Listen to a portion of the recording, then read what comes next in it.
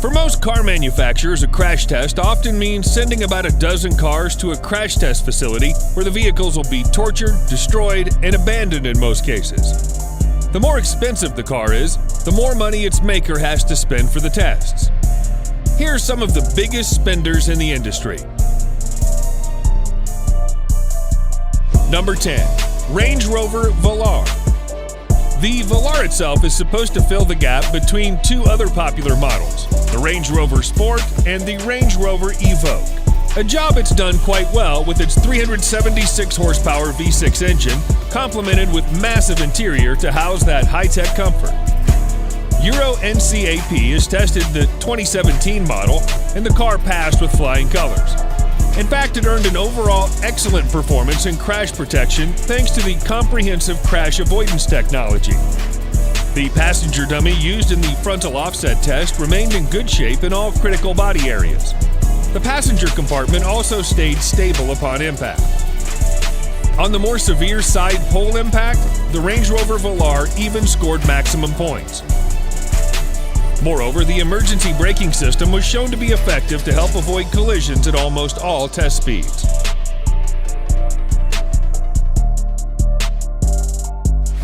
Number 9. Audi Q8. The Audi Q8 shares almost its entire structure with the Q7 and has the same safety equipment as well. Key safety features include standard forward collision warning, automated emergency braking, and blind spot monitoring, among others. The lack of changes in the safety equipment department is apparently a good thing for the car.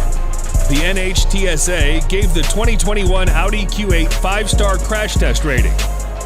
It earned a perfect score in the side crash test and all its subcategories, and near perfect in frontal offset as well as rollover. The IIHS even named it a top safety pick, which means it has a good safety rating for driver and passengers, roof strength, front crash prevention system for both vehicle-to-vehicle and vehicle-to-pedestrian assessment. Number 8. Tesla Model S. The 2014 Tesla Model S safety rating is perfect. Independent testing by the NHTSA for the model year resulted in maximum points in all categories and subcategories without exception. It is 5 out of 5-star rating for every test conducted. The biggest advantage the Model S had for the test was the absence of a large fuel-powered engine block, giving it a longer crumple zone to absorb impact. On the side pole test, Model S did remarkably well thanks to the deep aluminum extrusions in the car's side rail to distribute force of impact to the entire car body, minimizing effect before the pole hit an occupant. The car had only a 5.7% rollover risk. Number 7. Porsche Taycan. Porsche's first electric car is a sleek sports sedan that fully lives up to the brand's high-performance reputation. Although the Euro NCAP gave the Porsche Taycan an overall 5 out of 5-star rating, which is the highest possible score, the car only scored marginal in rear-end collision, in which protection against whiplash injuries on the head restraints and front seats still had room for improvement. The same thing applied to the rear seats. Another problem was also discovered during frontal offset tests, more specifically risk of injuries to child occupants. Protection for critical body areas was good except in the neck, which in a real-world situation could likely be fatal.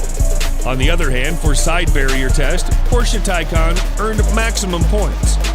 Passenger detection system added with autonomous emergency braking worked flawlessly to avoid collision with pedestrian, cyclist, and other vehicles as well. Number 6. Mercedes-Benz G-Class. The 2020 G-Class has not been crash tested by the NHTSA or the Insurance Institute for Highway Safety. In Europe, the 2019 model has been reviewed by the Euro NCAP, and it came out earning a perfect score of 5 stars. In both side pole impact and side barrier tests, the G-Class proved to be a safe vehicle as all critical body areas of the occupant were well protected. For that, it earned maximum points. Similar to the Taycan, automatic emergency braking comes standard in the G-Class. even when driven at highway speed. The lane assistance system worked very well to prevent inadvertent drifting out of the lane and some other more critical situations.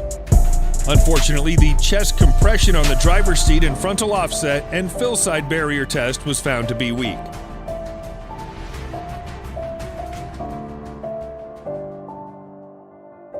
Number 5. Mercedes-Benz SLS AMG. Even by today's standard, the SLS AMG is an incredible machine built for speed thanks to its 6.2-liter V8 that generates 583 horsepower. Just like many other supercars, neither the NHTSA nor IHS has crash tested it. Even the Euro NCAP has no safety rating for it. That said, online videos of a crash test show that the sleek long hood does a remarkable job in absorbing the impact of a frontal crash to the point where the windshield remains intact following a direct hit. An inverted SLS AMG has been tested too to see if its gull wing survived a rollover, and it did. In fact, the doors automatically popped open in the event of a rollover to let passengers escape easily.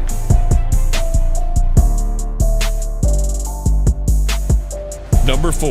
Lamborghini Murcielago.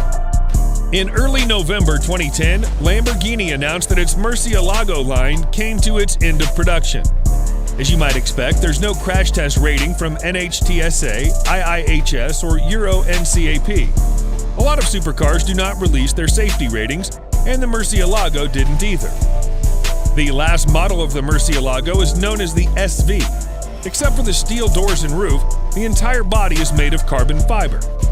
During a frontal offset test, the car had to rely solely on the frame and front hood to absorb impact, which it did very well. Upon impact, the crumple area was crushed, but the cabin remained intact despite the absence of engine in the front. Number 3. Bugatti Veyron. Crash test for any car model is intended to see how the vehicle reacts to normal usage in the real world, which may include high-speed crashes, rollover damage, and emergency braking, among others. To get accurate data, multiple crashes are necessary. Bugatti Veyron has not been tested by NHTSA or IIHS in the United States and Euro NCAP in Europe, for the obvious reason: it's too much money to burn. Instead of crashing dozens of $2 million cars, Bugatti used only one vehicle for every test, which the company then repairs to perfection for more tests year after year. That way, the company doesn't have to keep on crashing its pricey cars. Also, Bugatti uses its own crash simulation software to depict real-world collision and generate data from it. Digital tests cost thousands of dollars, but still it's more affordable than destroying a Veyron. Number 2. Koenigsegg Regera. If an automaker is indeed willing to undergo crash tests, it'd take about a dozen cars or so to generate enough data for comprehensive ratings. In other words, a dozen cars will be sent for destruction. For a niche automaker like Koenigsegg, those dozen cars are almost the entire production in any given year, so that's not financially sensible at all. Koenigsegg actually uses only one car for every test and repairs it each time. Most damages are on the exterior panels, which are relatively inexpensive compared to its chassis and other components.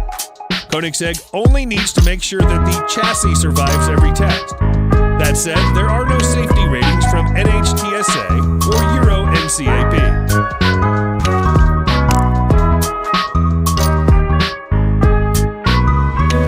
Number 1. Pagani Huayra. Not only is Pagani Huayra mesmerizing to look at, but also mind-boggling with a V12 that generates 791 horsepower. This car's not been crash tested by IIHS, NHTSA, or Euro NCAP, but then again, Pagani is not required to undergo the test anyway. Pagani actually crashed its Huayra prototype in a real-world test drive, albeit unintentionally, near a Falterbach in Germany. The company claimed that the central monocoque of the Huayra performed extremely well, that the driver and passenger were left uninjured in the incident. In a crash test video clip that circulates online, Pagani Huayra's structure is shown to withstand a frontal impact at a strength that would otherwise shatter a standard carbon fiber part.